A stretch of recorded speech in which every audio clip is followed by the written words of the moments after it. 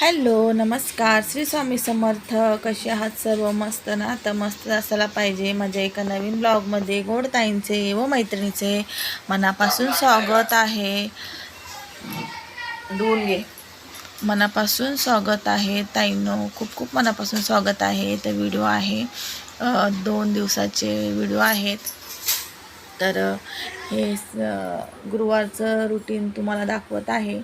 तर 2 दिवसाचं म्हणजे एक अगोदरचं आहे ते थोडंसं छोटंच आहे. रेसिपी दाखवलेली आहे आणि गुरुवारचं संपूर्ण रुटीन आहे. संपूर्ण म्हणजे संध्याकाळचं रुटीन आहे, स्वयंपाकाचं किंवा पूजेचं तुम्हाला दाखवलेलं आहे.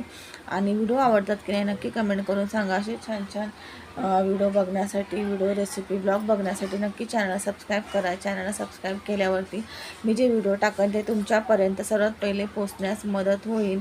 आणि तर इथं बघू शकता ह्या चपात्या वगैरे. तर हे गुरुवारचं रुटीन आहे. गुरुवारचं रुटीन खूप म्हणजे वेळ होतो. गुरुवारचं पूजा वगैरे असते. तरी आता सकाळची पूजा करत असते अर्धी, म्हणजे जे अध्याय 18वा अध्याय तो सकाळचा वाचत असते. सकाळचं घेतलेला आहे ते आता वाचायसाठी सेवा.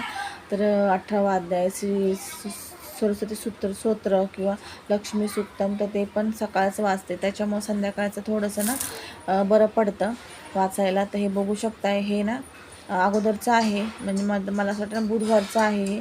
तर भोपळ्याचं कालवण केलं होतं. भोपळा, बटाटा आणि मसूरची डाळ घालून, कांदा टमॅटो मस्त मसाले घालून भोपळ्याचं कालवण कुकरमध्ये 5 ते 4 शिट्ट्या देऊन केलं होतं. इथं कोबीची भाजी आज थोडी वेगळी केली ती. वेगळी काय तर मी कटरने न कापता भाजी मी ह्याने कापली होती हाताने. थोडीशी आज अशी खायची मन झाली ती. आणि हे बघू शकता इथं पीठ मळलं आहे. आणि इथं तुम्ही म्हणता काय, तर हे आहे शिर्डीचे लाडू. तर शिर्डीचे साईबाबांचे इथले प्रसाद बघा, प्रसाद लाडू. आणि हे पीठ तुम्ही म्हणता ताई कोण गेले होते, तर हे गेले होते मंगळवारी गेले होते. सकाळीच गेले ते, संध्याकाळी आले पण. तर तिकडे शिर्डीला दर्शनाला गेले होते साईबाबांच्या. तर प्रसाद वगैरे घेऊन आलेले आहे, ते तुम्हाला दाखवलं आहे. आणि इथं आज हे गुरुवारचं रुटीन आहे. पूजा वगैरे झालेली आहे. 7:15 झाले होते. पूजा वगैरे झाली. आरती वगैरे झाल्याच्या नंतर मी व्हिडिओ शूट केला होता. तर अगरबत्ती वगैरे संपली होती, नंतर मी लावली परत. तर इथं शिर्डीचा पण प्रसाद ठेवला होता. तारक मंत्रच्या मी तीर्थ बनवलं होतं आणि छान अशी पूजा वगैरे झाली होती. तर फुलं वगैरे आणले होते त्यांनी, फुलं, परत गुलाब आणलं होतं वैभवलक्ष्मीसाठी, गजरा आणला होता देवींसाठी, सर्व देवींना गजरा. परत मी ना तुळशी मातेला पण गजरा घातला होता, पण मी ना तुम्हाला दाखवायचं विसरले व्हिडिओमध्ये. तर तुळशी मातेला पण मी गजरा घातला होता. खूप छान वाटत होतं तुळशी मातेला गजरा घातल्यावरती.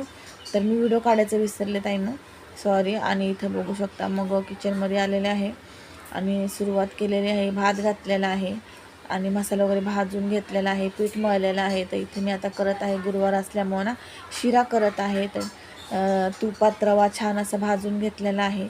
अर्धवट भाजलं, याच्यामध्ये मी जे ड्रायफ्रूट आहे ते टाकलेत. आणि इथं मसाला काढून घेतला आहे बघा वांग्यासाठी. आणि इथं केळं पण कापून घेतलं आहे, कारण रवा भाजत आलेला आहे. रवा छान लाल झाला, त्यात आता मी एक केळं कापलेलं बारीक कापलं ते टाकलं आहे.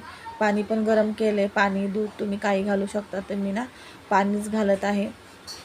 कधी कधी दूध पण घालते, मनावरती असते सर्व आपल्याला कसं करायचं कसं नाही. तर पाणी टाकूनही शिरा खूप छान लागतो.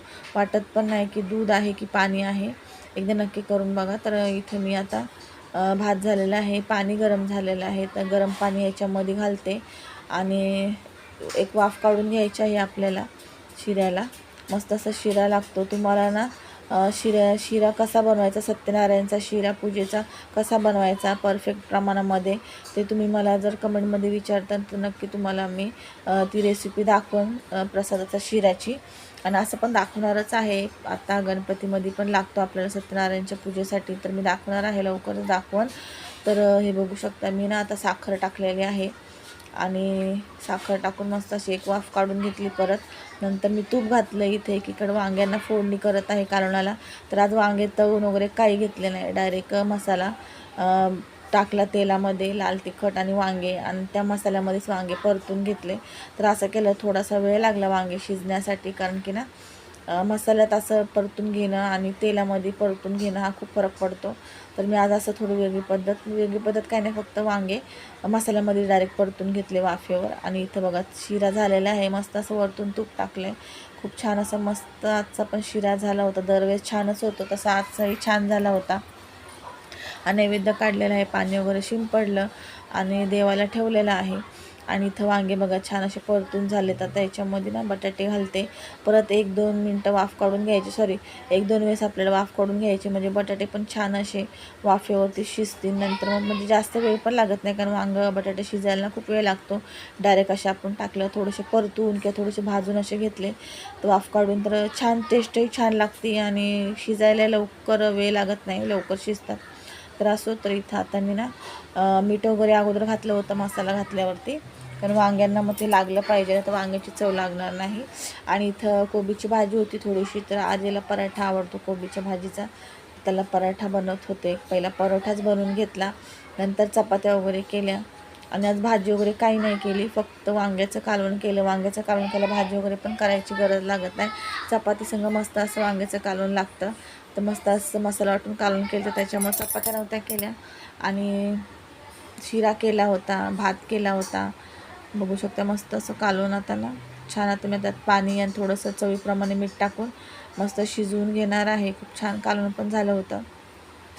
आणि इथं पराठा करून घेते, तर करायच्या आहेत चपात्या, आणि चपात्या वगैरे करायच्या आहेत. पहिला पराठाच करून घेतला, कारण पराठा केलं नंतर म्हणा पराठा नाही करत, नंतर नाही केलं मी, अगोदरच केला. मला वाटलं अगोदरच आर्य खाईन, पण त्याने नाही खाल्ला, त्याने नंतरच खाल्ला. मग मी ठेवला ताटामध्ये झाकून थंड झाल्यावरती, आणि मग इथं चपात्या वगैरे करून घेतला. आणि आता जरसा पाऊस पडला तर थंड वातावरण होते, नाही पडला तर गरम वातावरण होते. त्याच्यामुळं ना खूप असं म्हणजे माणसं आजारी पडतात, लहान मुलं म्हणा किंवा सगळेच आजारी पडतात. सर्दी खोकला किंवा ताप वगैरे, थंडी वगैरे पण वाजते. मला पण तसंच होतं, वातावरण चेंज झालं का मलाही लगेच आहे ना दुखणं म्हणतो ना आपण, दुखणं पकडतं. सर्दी खोकला किंवा थंडी वाजणे किंवा ताप येणे, असं नॉर्मली ताप येतो मला, जास्त नाहीत कधी. तर हे बघू शकता, लास्ट टाईमच गेल्या महिन्यामध्ये थोडी तब्येत खराब झाली होती, तेव्हाच ताप आला होता भरपूर असा. नाही तर मग सहसा ताप येत नाही मला, असं नॉर्मलीच असतं, अंग दुखणं वगैरे हे तर चालूच असतं आपलं गृहिणींचं. आणि व्हिडिओ आवडत असेल तर नक्की ताईंनो लाईक शेअर सबस्क्राईब करा. लवकरच आपण छान असे मोदकची रेसिपी किंवा सत्यनारायणचं, तुम्हाला आता सांगितलं मी, सत्यनारायणचा पूजेचा जो प्रसाद असतो, प्रसादाचा शिरा, त्याची रेसिपी दाखवणार आहे तुम्हाला प्रमाणामध्ये, की तुम्हाला मापात कसं करायचा असतो, त्याचं माप कसं म्हणजे समान पद्धतीने कसं करायचं असतं, मोजून वगैरे कसं. काय काहींना, भरपूर ताईंना सत्यनारायणचा प्रसाद म्हणलं का अवघड वाटतो, किंवा शिरा जरी करायचं म्हणलं तर असं वाटतं की नाही आम्हाला त्याचं प्रमाण कळत नाही. तर ते प्रमाण मी तुम्हाला सांगणार आहे वाटीने, किंवा वजनाने सुद्धा सांगणार आहे. वजनी प्रमाण किंवा वाटीने आपण मोजून घेतो ते प्रमाणसुद्धा सांगणार आहे लवकरच, त्याच्यावरती व्हिडिओ बनवून. तर लवकर कधी बनवायला भेटेल तर तुम्ही परत वाट बघता की लवकर बनवणार आहे. तर लवकर म्हणजे तर गणपती येत आहेत काहीतरी असल्यावरती, मग म्हणजे शिरा बनवून मग आपल्याला पण, आता आज बनवला पण आज मी विसरून गेले, आज दाखवायचं थोडंसं.